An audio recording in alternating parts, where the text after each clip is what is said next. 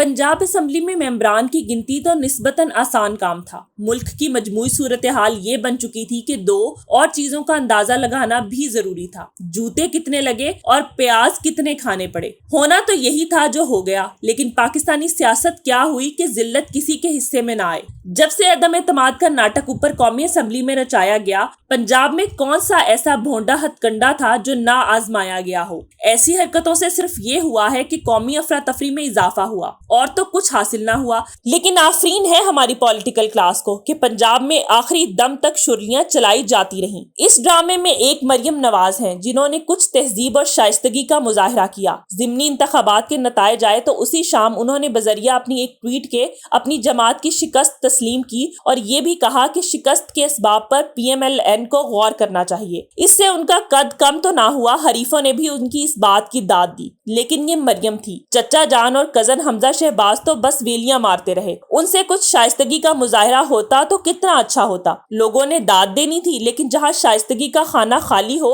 वहाँ ऐसी उम्मीद रखना फजूल है। राना सनाउल्लाह को मुरद इल्जाम नहीं ठहराया जा सकता। जिस किस्म की उन्होंने बयानात दिए कि वोटिंग के दिन इतने PTI के MPAs गायब भी हो सकते हैं, ऐसे बयानात के वो माहिर हैं। इस किस्म के नफ्सियाती वार वो करते रहते हैं। लेकिन देखना हो तो कोई जनाब आसिफ अली जरदारी को देखे। आखिरी रात तक लगे हुए थे चौधरी शुजात हुसैन को कायल करने के कि वो अपना रुख बदल ले। जो तरगीबात वो दे रहे थे, मफहूम यही बनता था कि दुनिया के सामने चौधरी साहब बदनामी मोल लें। अकल नाम की चीज भी कोई हमारे नाम निहाद लीडरान में है। मार्का लगा था ज़िमनी इंतखाबात का, वो मैदान मारते तो कोई बात बनती। वहां जब मुंह की खानी पड़ी तो खामखा के हाथ पैर हिलाने से इज्जत में कोई इजाफा तो होना नहीं था। ग्रेस एंड डिग्निटी, ये दो अल्फाज अंग्रेजी के हैं। उर्दू में पता नहीं इनका तर्जमा क्या बनता है। इन जैसों को पता नहीं कि किसने लीडर बना दिया है। यही कहा जा सकता है कि अल्लाह जब बेनियाज होता है तो उसकी बेनियाजी की कोई हद नहीं होती। ये भी होना था कि जरदारी साहिब जैसा शख्स इस मुल्क का एक लीडर बने। शरीफों पर हमारे मेहरबानों की मेहरबानी थी, ये पुरानी बात है। मकसद पीपल्स पार्टी का मुकाबला करना था और इसलिए नवाज शरीफ जैसों को मैदान में लाए और इन्हें लीडर बनाया। आज के मेहरबानों को भी देखिए, महदूद सोच के मालिक।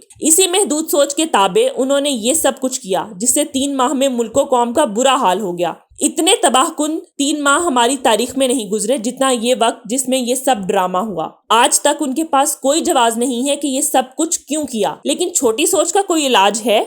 अगर महदूद हो तो विटामिन के टीकों से भी उसमें वुसअत पैदा नहीं हो सकती। यहाँ मसला कुछ और भी है। नुकसान सिर्फ सरपरस्तों का नहीं हुआ, नुकसान उनका होता या अवामुन नास उन्हें बुरा भला कहती तो हमें उनसे क्या। लेकिन यहाँ नुकसान मुल्क का हुआ। माशी हालत अबतर हो गई, महंगाई के हाथों अवाम बेहाल है। डॉलर कहाँ पहुंच चुका है? 230 231 पर। इमरान खान डॉलर को 182 पर छोड़ के गया था और इन अफलातूनों ने इन 3 माह में डॉलर को यहाँ तक पहुंचा दिया है। मुल्कों कौम से गद्दारी तो ये बनती है। इतना तो कोई पूछे कि जनाबे वाला ये सब कुछ आपने क्यों किया। उनकी तरफ भी देखें जिन्हें हम कायदे तरीकियत कहेंगे या कुछ और। मौलाना फजलुर रहमान अपने आप को आलिम और फाजिल समझते होंगे। इमरान खान पर जरूर गोलाबारी करे, उनका हक बनता है। इमरान खान ने आपके साथ बहुत ज्यादती की है। खैबर पख्तूनख्वा में आपको एक कोने तक महदूद करके रख दिया है। डेरा इस्माइल खान से आपका अपना हल्का इंतखाब हाथ से जा चुका है। वहाँ आपके मुकाबले में कोई ऐसा वैसा शख्स नहीं, अली अमीन खान गंडापुर है। वहाँ उसने आपका नाटका बंद कर रखा है, लिहाजा इमरान खान से गिला तो बनता है। लेकिन इमरान खान को टारगेट करें, ना कि इस रविश का मुजाहरा करें कि खवातीन का जिक्र आए तो आपकी जुबान बहकावे में चली जाए। इमरान खान का ये बहुत बड़ा सियासी कारनामा है कि वो खवातीन को घरों से निकालकर सियासत के मैदान में लाया है। हमारी घरेलू खवातीन कहाँ सियासी जलसों में जाया करती थी, लेकिन इमरान खान ने उनमें ये हिम्मत पैदा की है कि वो ऐसा करें।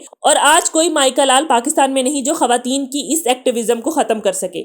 मौलाना साहिब जैसे हज़रात दांत पीसते रहे, पाकिस्तान की खवातीन बाहर निकल आई हैं और आइंदा के हर सियासी मार्के में उनका किरदार रहेगा। इस बात पर किसी को तकलीफ हो तो उसका क्या किया जा सकता है। लेकिन ये तो बदहवासी का मुजाहरा है कि कभी आप खवातीन को आंटियां कह रहे हैं और ये जो हालिया इनकी धमकी अमेज गुफ्तगू है उसमें PTI की खवातीन सपोर्टर्स को वो तितलियां कहकर मुखातिब करते हैं। इससे क्या जाहिर होता है? यही कि शाइस्तगी नाम की चीज आपके करीब से नहीं गुजरी और जब आप अपने फरमुदात फरमा रहे होते हैं तो वहां बैठे उनके हिमायती ऐसे कहकहे लगाते हैं जिनसे उनकी जहनी नशोनुमा का भरपूर अंदाजा लगाया जा सकता है। पंजाब की चीफ मिनिस्ट्री के मामले में किसी और की डुगडुगी पर महारत दिखाने वालों के पास क्या रह गया। ऐसी वजारत उज़्मा के साथ आला हजरत शहबाज शरीफ चिमटे हुए हैं जिसमें कुछ नहीं रह गया। कोई इन्हें संजीदगी से लेता है? ये जो बाहर के मुमालिक के सफीर इस्लामाबाद में बैठे हैं, इन्हें कोई बेवकूफ समझता है कि वो इस मिजाहिया हुक्मरानी की नौयत समझते ना हो? कब तक ये नाटक चलेगा? ये लोग इस मुल्क की और कितनी बर्बादी चाहते हैं। अब एक और नई चीज पैदा हो चुकी है और इसका भी कुछ अंदाजा लगाना चाहिए। छोटी सोच तो थी ही, उनके ऊपर खौफ तारी हो चुका है।